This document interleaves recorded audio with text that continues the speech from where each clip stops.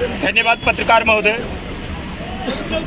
और आपने जो इच्छा जागृत की है, इच्छा जो जाहिर किया है, मैं आपके सारे चैनलों को ये बताना चाहूँगा कि हमारे आदरणीय प्रशांत किशोर जन सुराज के सूत्रधार वो साफ छवि के व्यक्ति प्रखर काम करते हैं, कहीं लुकाओ छिपाओ बातें वो करते ही नहीं हैं। इसी के तहत हरनौत विधानसभा निर्वाचन क्षेत्र संख्या 173 में चन्नी प्रखंड के माधोपुर के बगल में सुदामा मैरिज हॉल में उन्होंने यहाँ के मतदाताओं को आमंत्रण किया और उनकी इंटरनली व्यू को, उनकी अंतः आत्मा को जानने का प्रयास किया कि आप चाहते हो यदि मैं प्रत्याशी उतार रहा हूँ हरनौत विधानसभा में तो किनको आप चाहते हो।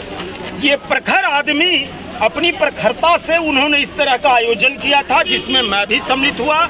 यहाँ के और एसीसी कैंडिडेट जो थे वो लोग आए और सभी लोग अपना अपना मत पेटी का एक प्रकार का जो होता है जिसमें हम सारे सदस्यों का नाम था, हमारे मतदातागण उस पर हाँ या नो का चिन्ह लगा करके बंद पेटी में उन्होंने दे दिया।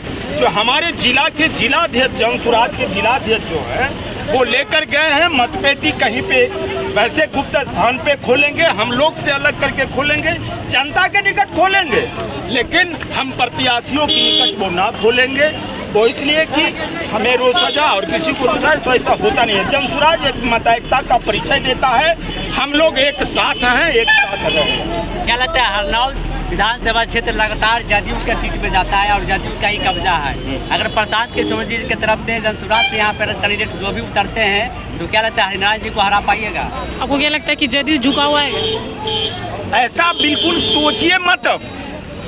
ये जनता खुद चाह गई है, सिर्फ और सिर्फ प्रशांत नहीं चाहते, ये जनता चाह रही है। ठीक है ना कि यहाँ का कुव्यवस्था से हम निजात पाए, इसको बदल करके छोड़ेंगे।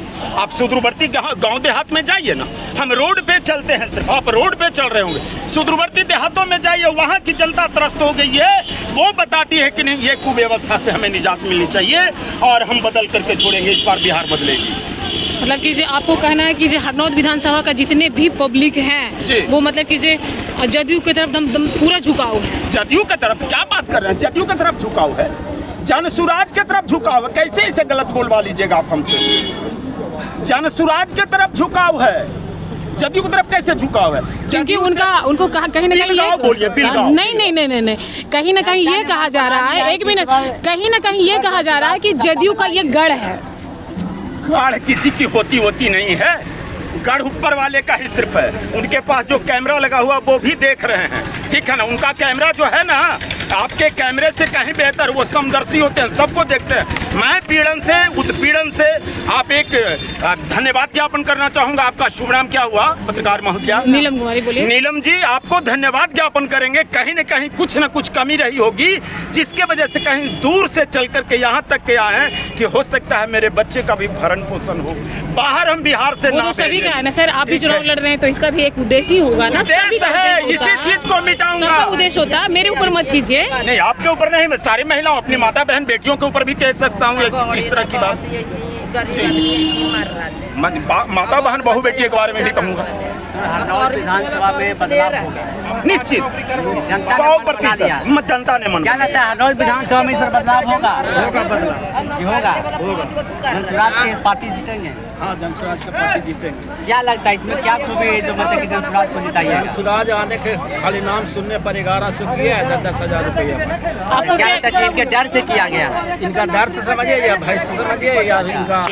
हम आपकी बात को समर्थन करते हैं। हम आपकी बात को आपको क्या लगता है अथी आंटी की जो आते हैं ये लौंगर लोथी आदमी अब हो गई है तो ये तो इनकर बता हुआ था 1,000 रुपया वो दे दिलती 10,000 रुपया 10,000 हमारी के 1 रुपया नहीं जीविका वाला को दिया गया है। जीविका वाला ने दिया गया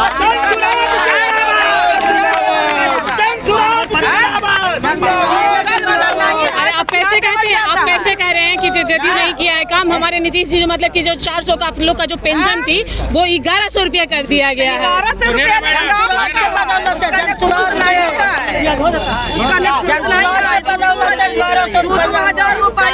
ना तो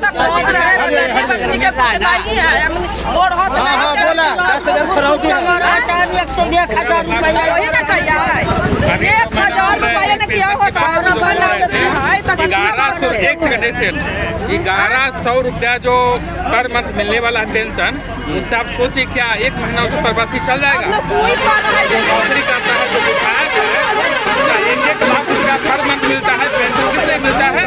अपनी जीविका चलाने के लिए। क्या 1100 से चलेगा? कम से कम व्यक्ति को 6,000 मिलना चाहिए मासिक पेंशन। जनता को बलगला दिया जाता है, जनता वोट देता नहीं है।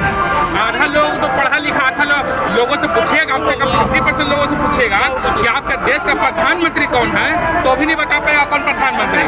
तो प्रधानमंत्री का नाम नहीं बता पाता है, मुख्यमंत्री का नाम नहीं बता पाता है, तो वोट का क्या कैसे चयन कर पाएगा?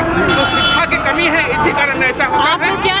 आपको क्या लगता है कि जब प्रशांत किशोर की जब सरकार आएगी तो उसमें क्या क्या बदलाव? अभी 100% चांस है कि प्रशांत किशोर जी का ही सरकार आएगा, क्योंकि इस देश में इस राज्य में अंधा कानून चल रहा है।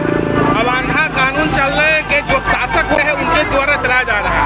जब वो आएंगे सत्ता में, अभी जो पढ़े लिखे लोग आएंगे तो जो परिवर्तन करेंगे। अभी आपको लगातार कहते हैं कि हमारी अगर सरकार बिजली बिलवा है या गरीब से मुझे कहाँ से मिलेगा? बेरोजगारी युवाओं के बिल भी तो आपको फ्री हो गया है। ना फिर के महीना 1 महीना के लिए हमारा मरवाना लॉन्गर में है।